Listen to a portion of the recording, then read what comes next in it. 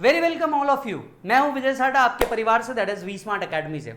हर Sunday हम लोग एक सेशन रखते हैं, ओपन सेशन रखते हैं स्टूडेंट्स का, where in students come discuss and what they want, हम उनको वो चीज प्रोवाइड करते हैं।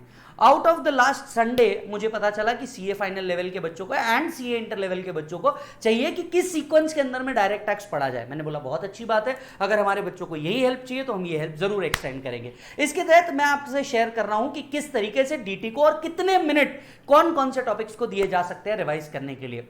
पॉइंट टू बी नोटेड, अगर आपकी पढ़ाई अच्छी चल रही है और आपका सीक्वेंस बहुत सही तरीके से सेट है तो प्लीज आपको इसे कोई फॉलो करने की जरूरत नहीं, ना ही ये कोई क्लियर कट गाइडलाइन है कि इस तरह से चलेंगे तो ही पास हो जाएगा। ये सिर्फ एक एड है कि आप किस तरीके से बेहतर एक के बाद एक सीक्वेंस के अंदर में अपने टॉपिक को रिवाइज कर सकते हैं।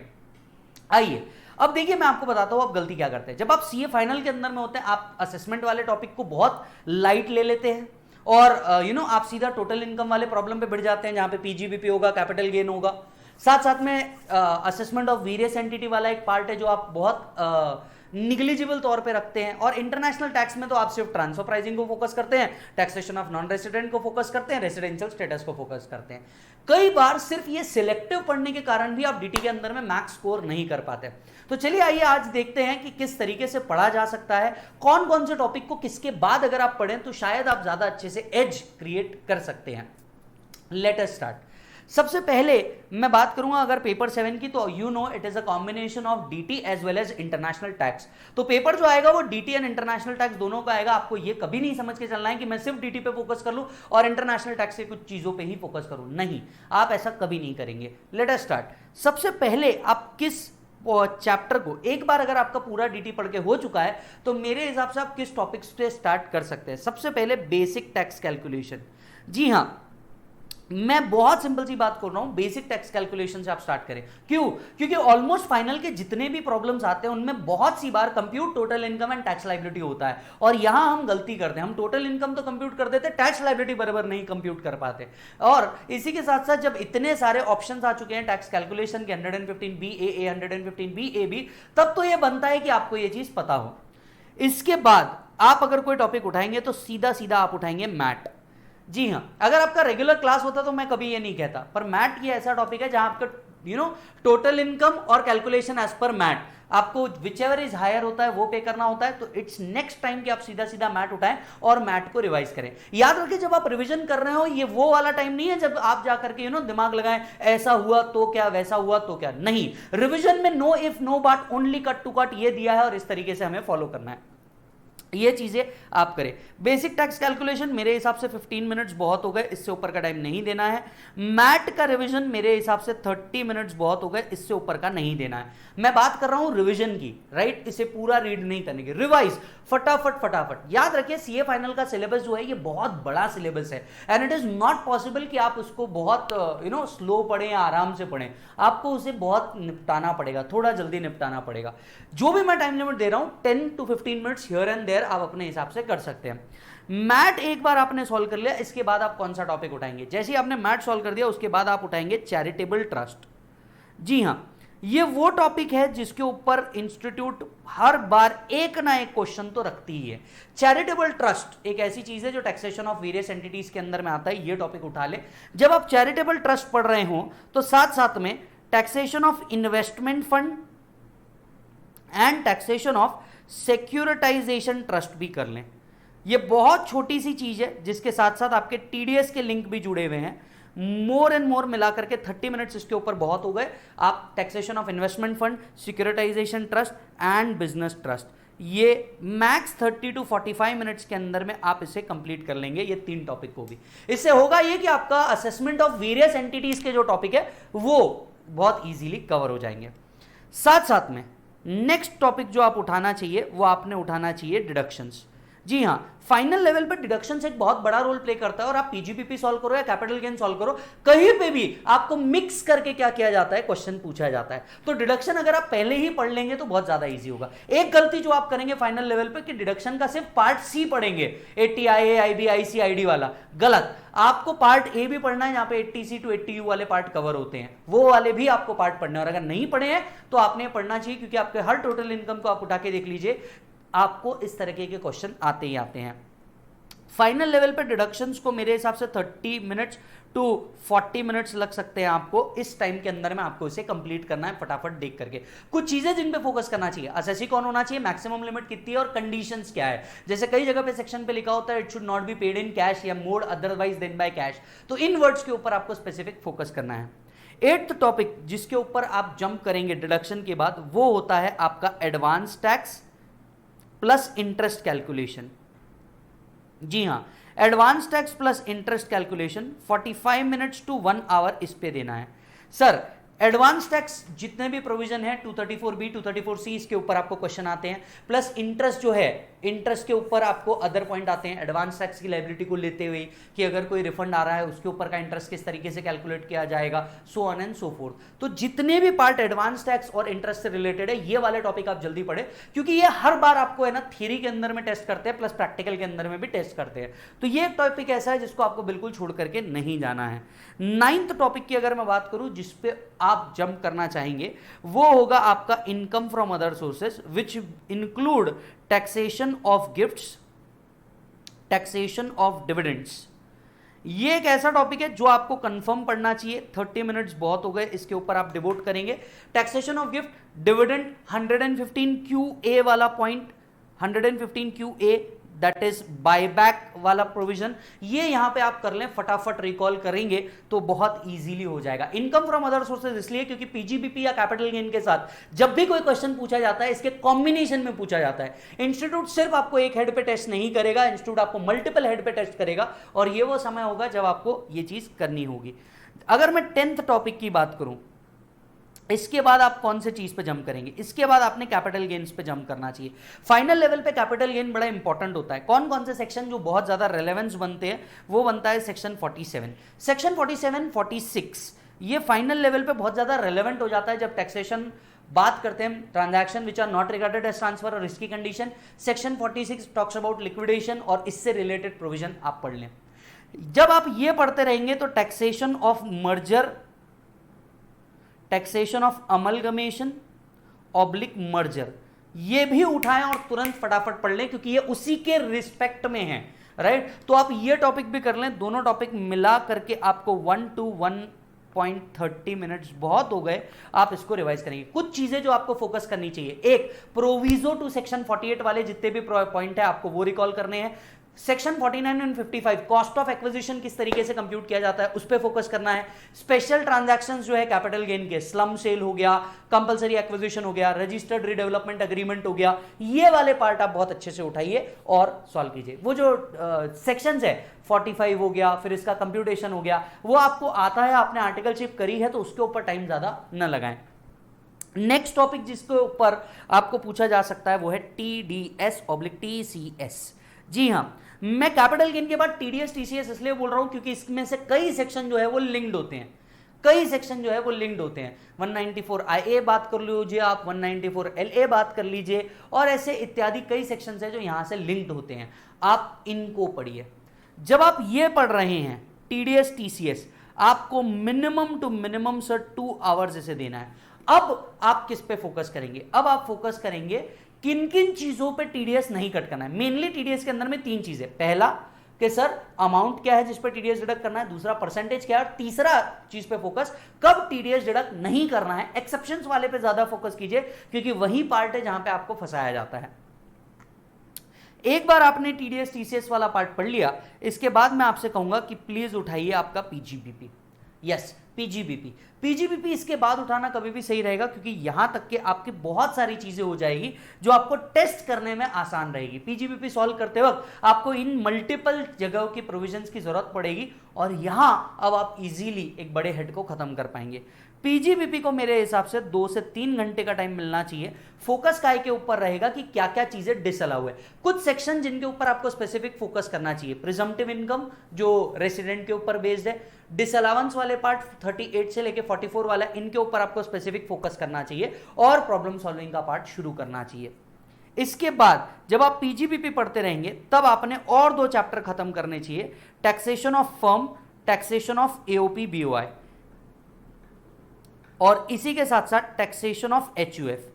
ये पीजीबीपी के साथ ही अगर आप पढ़ लोगे तो इनके भी जो प्रॉब्लम होंगे आप बहुत आसानी से कोरिलेट कर पाओगे। जैसे अगर आप टैक्सेशन ऑफ एचयूएफ देखेंगे या टैक्सेशन ऑफ फर्म देखेंगे, एक section 40 BA, AOP BOI 40 B BA, ये वाली सीरीज आपकी पूरी आसानी से हो जाएगी पीजीबीपी पढ़ते वक्त ही, और इससे रिलेटेड जो अलाइड सेक्शन है वो भी आप इसी के साथ साथ कंप्लीट कर पाओगे।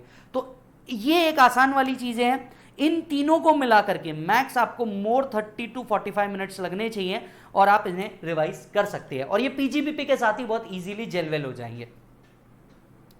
16 टॉपिक जो आपने उठाना चाहिए after PGBP taxation of AOP BOI firm, वो आपने उठाना चाहिए असेसमेंट प्रोसीजर। और असेसमेंट प्रोसीजर को भी अगर आप देखें दरकिनार करते हुए पहले उठाइए रिटर्न ऑफ इनकम, क्योंकि रिटर्न ऑफ इनकम से रिलेटेड आपके बहुत सारे टॉपिक बनते हैं। मैक्स रिटर्न ऑफ इनकम को पढ़ने के लिए आपको चाहिए 20 to 30 मिनट्स, इससे ऊपर का टाइम आपको नहीं लगना चाहिए रिटर्न ऑफ इनकम को रिवाइज करने के लिए। 17 टॉपिक जो आपको उठाना चाहिए वो है असेसमेंट प्रोसीजर। असेसमेंट प्रोसीजर में आपका ध्यान सबसे पहले 147 की सीरीज से स्टार्ट होना चाहिए। जी हां, 147 की सीरीज से सबसे पहले स्टार्ट करें क्योंकि मैक्सिमम नंबर ऑफ क्वेश्चन वहीं पे बेस्ड है। 147, 148, 149 वाली सीरीज सबसे पहले कंप्लीट करें, फिर 144 को आप देखें बेस्ट जजमेंट असेसमेंट कब कब हो सकता है, फिर 143 पे जाएं और फिर 143 1 के ऊपर जाएं। जैसे ही आप असेसमेंट कंप्लीट करते हैं इसके बाद आपको तुरंत असेसमेंट कंप्लीट होने के बाद तुरंत आपको अपील के अंदर में जाना चाहिए, और अपील के बाद तुरंत आपको रिवीजन में जाना चाहिए। याद रखें ये 3 बिल्कुल लाइन से पड़ेगा क्योंकि बहुत सारी चीजें हैं जो इनके अंदर में कनेक्टेड है, कनेक्टिंग फैक्टर है। सर आई थिंक इसके लिए 45 मिनट्स बहुत हो गए, अपील के लिए मैक्स 30 to 45 मिनट्स बहुत हो गए, रिवीजन के लिए सर मैक्स 20 to 25 मिनट्स बहुत हो गए। आप ये तीनों टॉपिक को फटाफट रिवाइज कर सकते हैं, राइट। फोकस किन के ऊपर कीजिएगा सर? फोकस कीजिएगा केस लॉस के ऊपर, टाइमलाइंस के ऊपर। फोकस केस लॉस के ऊपर, टाइमलाइंस के ऊपर फोकस कीजिएगा, आपको बहुत अच्छे से मार्क्स मिल सकते हैं। रिवीजन करने के बाद आप 20 पे जाएंगे सर्च एंड सीजर। बहुत ज्यादा नहीं पूछा जाता लेकिन हाँ ये टॉपिक पूछा जाता है, search and seizure. Search and seizure में मेनली कलेक्शन ऑफ इंफॉर्मेशन, वो 133 वाले सीरीज है और 132 वाली सीरीज है, search and release of seizure set, वो वाले प्रोविजन आप सबसे अच्छे से कर लीजिए, आपका सर्च का काम खत्म हो जाएगा। मैक्स आपको 50 मिनट लगने चाहिए सर्च को रिवाइज करने में। सर्च इस तरीके से आप रिवाइज कर सकते हैं। 21 नंबर पे आप डालेंगे penalty provision, penalty and prosecution. जी हां, क्योंकि जैसे ही असेसमेंट होती है और आपकी टोटल इनकम निकालने की बात आती है उसी टाइम पे आपको पेनल्टी एंड प्रोसिक्यूशन समझना होगा कि एओक के ऑर्डर्स के साथ नॉन कंप्लाई करने पे कहां कहां आपको प्रॉब्लम आती है वो यहां पे कवर किया जाता है। Penalty and prosecution max to max आपको लगना चाहिए इसके ऊपर, let's say 45 minutes to 1 hours. Focus किसके ऊपर करेंगे? प्रोसिक्यूशंस एंड पेनल्टीज के ऊपर ज्यादा फोकस कीजिएगा सर। 22nd नंबर पे मैं लेकर के आऊंगा सर, 22nd नंबर पे मैं लेकर के आऊंगा settlement commission, advance ruling. Max 50 minutes दोनों टॉपिक का खत्म हो जाने चाहिए, मैक्स हो गया 50 मिनट्स, दोनों टॉपिक खत्म होने जाने चाहिए। इसी के साथ साथ जब ये टॉपिक आप कर रहे हो तो इसी के साथ साथ एक और टॉपिक कर लीजिएगा, इक्वलाइजेशन लेवी। ये तीनों टॉपिक जेलवेल हो सकते हैं, बहुत इजीली खत्म किए जा सकते हैं। 50 मिनट बहुत हो गए तीनों टॉपिक को रिवाइज करने में। इक्वलाइजेशन लेवी भी इसके साथ साथ इसलिए जोड़ रहा हूं क्योंकि जब आप अपील, रिवीजन, रेक्टिफिकेशन वाले टॉपिक पढ़ रहे होंगे, रिवीजन करते वक्त रेक्टिफिकेशन भी जोड़ लीजिए, एक ही सेक्शन आएगा तो कोई बहुत ज्यादा बात नहीं है। जब आप ये टॉपिक पढ़ रहे होंगे इसके कॉमन फैक्टर आपको इक्वलाइजेशन लेवी में भी देखने को मिल जाएंगे, इंटरनेशनल टैक्स का पार्ट बहुत आसानी से कंप्लीट हो जाएगा। अच्छा जी सर, इसके बाद आप जा सकते हैं सर, इसके बाद आपको जाना चाहिए ट्रांसफर प्राइसिंग पढ़ने के लिए। जी हाँ, ट्रांसफर प्राइसिंग एक ऐसा टॉपिक है जो बहुत ज्यादा रिलेट करता है एक दूसरे से। ट्रांसफर प्राइसिंग को सॉल्व कीजिए, कुछ चीजें जिस पे फोकस करना है रेंज कंसेप्ट, कुछ चीजें जिस पे फोकस करना है आपको टीपी कैसे कैलकुलेट किया जाता है, इसके प्रॉब्लम्स के ऊपर ध्यान दीजिए। एसोसिएटेड एंटरप्राइजेस की डेफिनेशन को बहुत अच्छे से करिए क्योंकि एसोसिएटेड एंटरप्राइजेस ऑलमोस्ट टीपी के हर प्रॉब्लम में सबसे पहली चीज जो आपको प्रूव करके देनी होती है वो होती है एसोसिएटेड एंटरप्राइजेस, तो इसके ऊपर आपको बहुत अच्छे से फोकस करना चाहिए। मेरे हिसाब से 1 to 2 आवर्स का टाइम आपको यहां पे लेना चाहिए टीपी के हर पॉइंट को ध्यान में रखते हुए। जैसे इंटरेस्ट की मैक्सिमम लिमिट कितनी है इसके ऊपर आप फोकस कीजिए, प्राइमरी सेकेंडरी एडजस्टमेंट्स जो अमेंडमेंट वाला पार्ट आया उसके ऊपर आप थोड़ा सा फोकस कीजिए और इसके प्रॉब्लम आप सॉल्व कर सकते हो तो बहुत अच्छी बात है। 26th नंबर पे मैं डालूंगा taxation of NR. Taxation of NR कोई बहुत डेंजर टॉपिक है ही नहीं, सिर्फ और सिर्फ बताता है कौन सी इनकम किसके लिए क्या रेट पे होगा, बराबर है। अगर आप इसे बहुत अच्छी से कोरिलेट कर पाए टीडीएस के साथ तो बहुत अच्छा हो जाएगा। टीडीएस आपने पहले भी पढ़ा होगा, यहां पे भी आप पढ़ेंगे। टीडीएस के साथ अगर आप इसे बहुत अच्छे से कोरिलेट कर पाए तो चैप्टर बहुत आसान है। मैक्स टू मैक्स आपको 30 to 40 मिनट्स लगेंगे इसे रिवाइज करने के लिए, हो सकता है हियर एंड देयर, बट इससे ज्यादा का टाइम आपको नहीं लगेगा। इनमें से मैक्सिमम ऑफ द चैप्टर के रिवीजन मैंने यूट्यूब चैनल पे डाले हुए हैं, वी स्मार्ट के भी, विजय सारडा वाले भी, आप जहां से चाहे जाकर के देख सकते हैं। 27 नंबर पे अगर मैं बात करूं तो आपको क्या पढ़ना चाहिए। 27 नंबर पे मैं आपको से अगर बात करूं तो आपको सर वो बेप्स की गाइडलाइन को पढ़ना चाहिए। एंड 28 नंबर पे अगर मैं बात करूं तो आपको सर DTAA पढ़ना चाहिए। इससे फायदा ये होगा कि आप जब बेप्स पढ़ लेंगे तो आपको DTAA के बहुत सारे लॉजिक समझ में आ जाएंगे। दोनों मिलाकर के मैक्स 50 मिनट बहुत हो गए, आप रिवाइज कर सकते हैं। 50 मिनट के अंदर में बेप्स के पूरे गाइडलाइन रिवाइज कर लेंगे आप, DTAA पूरा का पूरा फटाफट कंप्लीट कर सकते हैं आप। 29 पे मैं कहूंगा रेसिडेंशियल स्टेटस को रिवाइज कर लीजिए, मैक्स 20 मिनट्स बहुत हो गए रेसिडेंशियल स्टेटस को, ताकि आप टोटल इनकम कंप्यूट कर पाएं किसी भी एसएससी को रिलेटेड, और अकॉर्डिंगली उसका टैक्स लायबिलिटी बहुत अच्छे से कंप्यूट कर पाएं, राइट।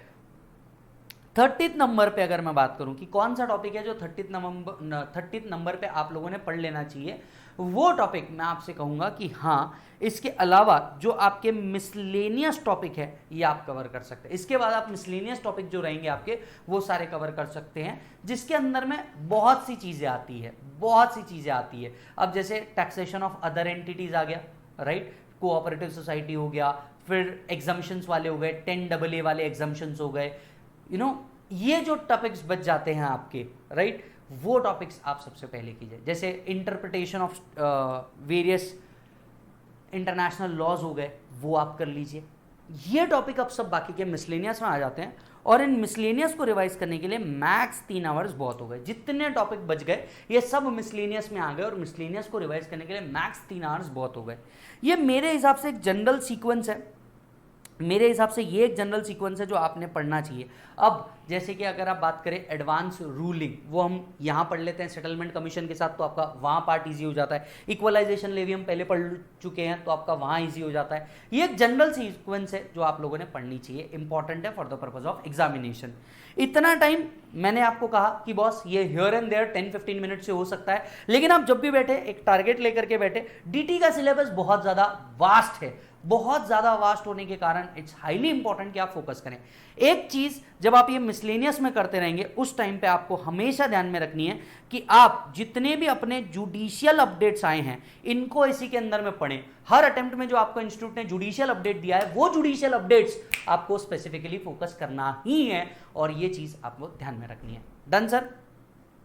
तो सीक्वेंस आप कह रहे थे किस हिसाब से पढ़ना है वो पढ़िए।